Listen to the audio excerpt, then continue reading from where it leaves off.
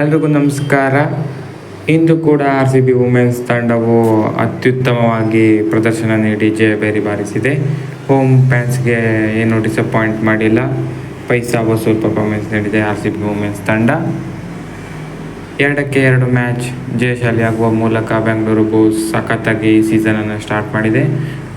ನಿಮಗೆ ನೆನಪಿರ್ಬೋದು, ಹೋದ ಸೀಸನ್ನಲ್ಲಿ ಸ್ಟಾರ್ಟಿಂಗ್ ಎಷ್ಟು ಸಖತ್ ಕಳಪೆಯಾಗಿತ್ತು ನಮ್ಮದು ಅಂತ.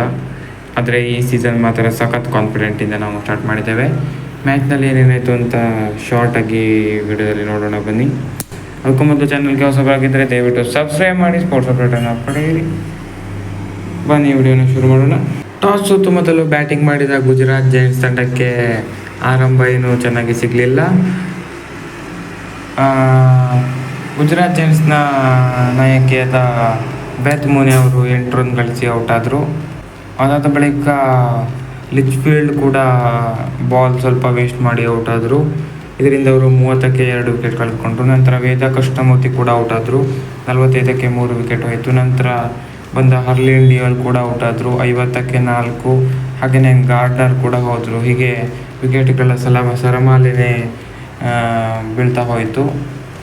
RCB ಪರವಾಗಿ ಮೇಯ್ನಾಗಿ ರೇಣುಕಾ ಸಿಂಗ್ ಅವರು ಸ್ಟ್ರೈಟ್ 4 ಓವರ್ ಹಾಕಿ 14 ರನ್ ನೀಡಿ 2 ವಿಕೆಟ್ ಪಡೆದರು. ಸಖತ್ ಪರ್ಫಾರ್ಮೆನ್ಸ್ ನೀಡಿದರು. ನಂತರ ಮೊಲಿನ್ಯೂಕ್ಸ್ ಅವರು 4 ಓವರ್ 25 ರನ್ ನೀಡಿ 3 ವಿಕೆಟ್ ತೆಗೆದರು. ಎಲ್ಲರೂ ಸಖತ್ ಇಂಪ್ರೆಸಿವ್ ಬಾಲಿಂಗ್ ಹಾಕಿದರು, ಎಕಾನಮಿಕಲ್ ಆಗಿ ಬಾಲಿಂಗ್ ಹಾಕಿದರು. ಇದರಿಂದ RCB ಕೇವಲ ಅವರನ್ನು 107 ರನ್ಗಳಿಗೆ ಕಟ್ ಹಾಕಿದರು. RCB ಗೆಲ್ಲಲು 108 ರನ್ಗಳ ಸಾಧಾರಣ ಮೊತ್ತ ಇತ್ತು.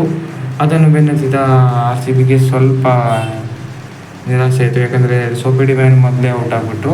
ಅದಾದ ಬಳಿಕ ಸ್ಮೃತಿ ಮಂದಣ್ಣ ಅವರು ಸಖತ್ ಬ್ಯಾಟಿಂಗ್ ಮಾಡಿದರು.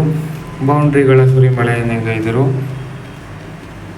ಒಂದು ಸಖತ್ ಪಾರ್ಟ್ನರ್ಶಿಪ್ ಬಂತು 1 ವಿಕೆಟ್ ಆದಮೇಲೆ.